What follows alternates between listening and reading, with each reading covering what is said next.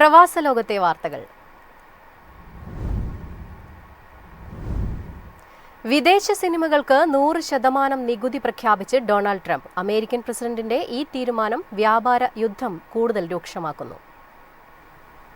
American ചലച്ചിത്ര വ്യവസായത്തെ പുനരുജ്ജീവിപ്പിക്കുക എന്ന ലക്ഷ്യത്തോടെയാണ് തന്റെ പുതിയ നീക്കമെന്ന് ട്രംപ് പറഞ്ഞു.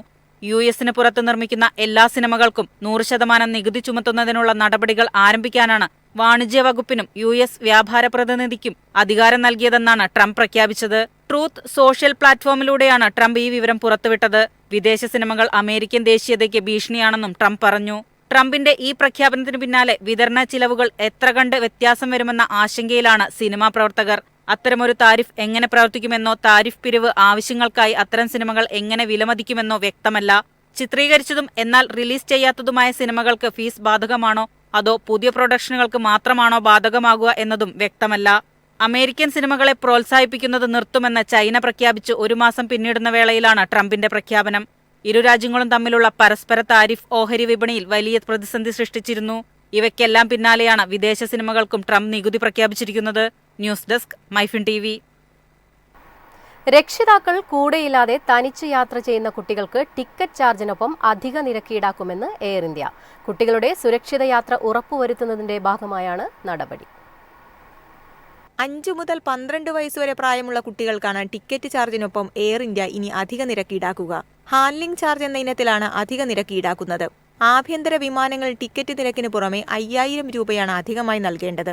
ഗൾഫ്, തെക്കുകിഴക്കൻ ഏഷ്യ, സാർക്ക് രാജ്യങ്ങൾ എന്നിവയെ ബന്ധിപ്പിക്കുന്ന വിമാനങ്ങൾ ഏകദേശം 8500 രൂപയാണ് അധിക നിരക്ക്. ബ്രിട്ടൻ, യൂറോപ്പ്, ഇസ്രായേൽ, ഓസ്ട്രേലിയ എന്നിവിടങ്ങളിലേക്കുള്ള യാത്രയ്ക്ക് ഏകദേശം 10000 രൂപയും US, കാനഡ എന്നീ രാജ്യങ്ങളിലേക്കും തിരിച്ചുമുള്ള യാത്രകൾക്ക് ഏകദേശം 13000 രൂപയുമാണ് അധിക നിരക്ക്. കുട്ടികൾ തനിച്ച് യാത്ര ചെയ്യുമ്പോൾ രക്ഷിതാക്കൾ പ്രത്യേക ഫോം പൂരിപ്പിച്ച 4 പകർപ്പുകൾ യാത്രാ ദിവസം കൈവശം വയ്ക്കണം. യാത്രയ്ക്ക് 3 മണിക്കൂർ മുൻപ് വിമാനത്താവളത്തിലെത്തി നടപടികൾ പൂർത്തിയാക്കണം. മുതിർന്നവരുടെ അതേ നിരക്കായിരിക്കും കുട്ടികൾക്കും ഈടാക്കുക. ഇതിനു പുറമെയാണ് ഹാൻഡ്ലിംഗ് ചാർജ് ഈടാക്കുക. News desk MyFin TV. ഹജ്ജ് തീർത്ഥാടകർക്ക് താമസിക്കാൻ 4 ലക്ഷത്തിലേറെ മുറികൾക്ക് പെർമിറ്റ് നൽകി മക്ക മുനിസിപ്പാലിറ്റി. 18 ലക്ഷം തീർത്ഥാടകർക്ക് താമസിക്കാനുള്ള സൗകര്യമാണ് ഒരുക്കുന്നത്.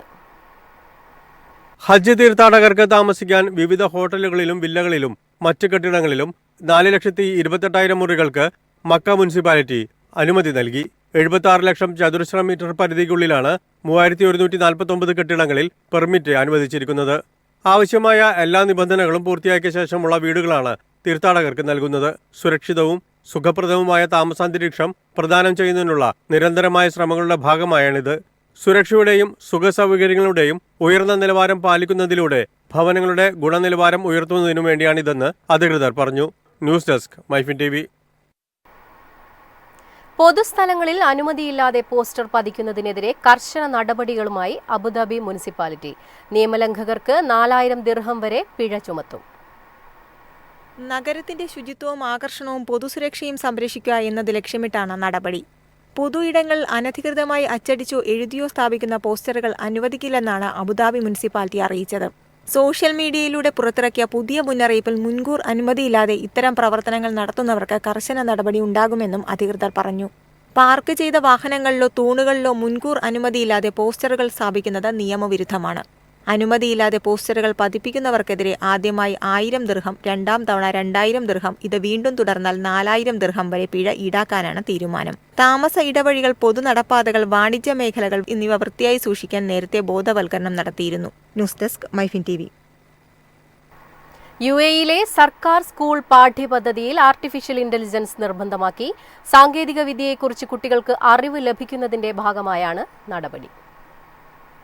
സെപ്റ്റംബറിൽ അധ്യയന വർഷം ആരംഭിക്കുമ്പോൾ KG മുതൽ 12ാം ക്ലാസ് വരെ AI പ്രത്യേകമായി പഠിപ്പിക്കും. ദുബായ് ഭരണാധികാരി ഷെയ്ഖ് മുഹമ്മദ് അൽ മക്തൂമാണ് തീരുമാനം പ്രഖ്യാപിച്ചത്.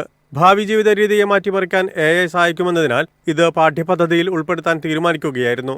AI വിദ്യാഭ്യാസത്തിന് ഊന്നൽ നൽകുന്നതിനും സ്വീകാര്യത വർദ്ധിപ്പിക്കുന്നതിനുമായി ദുബായിൽ AI അക്കാദമിയും അടുത്തിടെ പ്രഖ്യാപിച്ചിരുന്നു. News desk MyFin TV.